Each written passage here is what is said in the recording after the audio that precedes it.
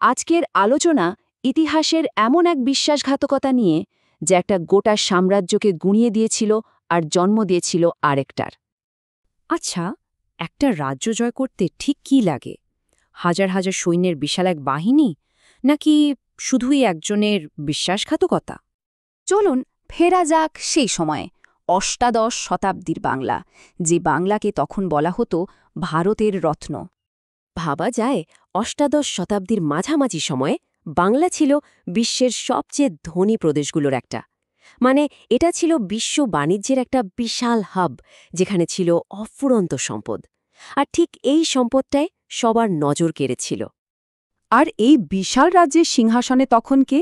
নবাব সিরাজউদ্দৌলা। হ্যাঁ, বয়সে তরুণ ছিলেন, হয়তো কিছুটা অনভিজ্ঞ, কিন্তু তিনি একটা বিশাল টালমাটাল সিংহাসনের উত্তরাধিকারী হয়েছিলেন। আর শুরু থেকে ব্রিটিশ ইস্ট ইন্ডিয়া কোম্পানির বাড়তে থাকা ক্ষমতা নিয়ে তার মনে কিন্তু একটা গভীর সন্দেহ ছিল। আর এখান থেকেই সংঘাতটা যেন অবশ্যম্ভাবী হয়ে ওঠে। একদিকে নবাব চাইছেন নিজের সার্বভৌমত্ব রক্ষা করতে, আর অন্যদিকে ব্রিটিশদের লাগাম ছাড়া বাণিজ্যিক উচ্চাকাঙ্ক্ষা। ব্যাপারটা খুব সহজ। নবাবের দাবি ছিল স্পষ্ট: অবৈধ দুর্গ বানানো বন্ধ করো, ব্যবসার জন্য ট্যাক্স দাও, আর আমার ক্ষমতাকে সম্মান করো। অন্যদিকে ইস্ট ইন্ডিয়া কোম্পানি কি চাইছিল?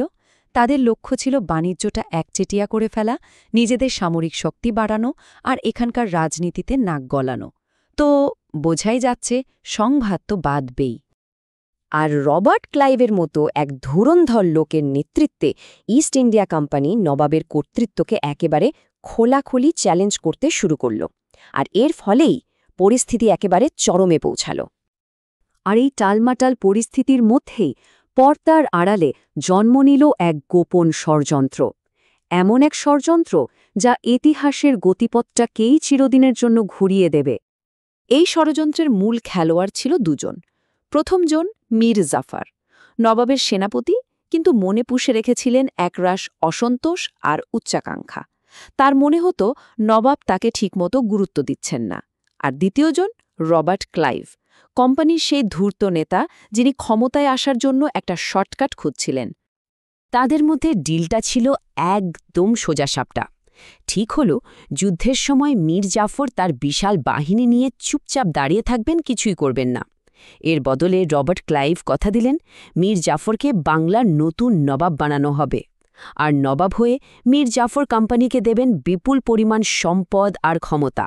ব্যাস, চুক্তি পাকা। এই কথাটা একবার ভাবুন তো, একটা গোটা উপমহাদেশের ভাগ্য ঠিক হয়ে গেল কোনো যুদ্ধক্ষেত্রে নয়, বরং কয়েকজনের উচ্চাকাঙ্ক্ষায় ভরা কিছু গোপন কথাবার্তায়। আর তারপর এলো সেই দিনটা, ১৭৫৭ সাল, পলাশীর প্রান্তর, যেখানে এই ভয়ঙ্কর ষড়যন্ত্রটা বাস্তবে রূপ নিতে চলেছিল। একবার শুধু ভাবুন, নবাবের পক্ষে লড়ছে প্রায় ৫০,০০০ সৈন্য। কি বিশাল এক বাহিনী, তাই না? এক কথায় এলাহি কাণ্ড। আর ব্রিটিশদের সৈন্য কত? মাত্র ৩,০০০। তাহলে প্রশ্নটা তো আসে, এত বিশাল একটা সেনাকে ওরা হারালো কি করে?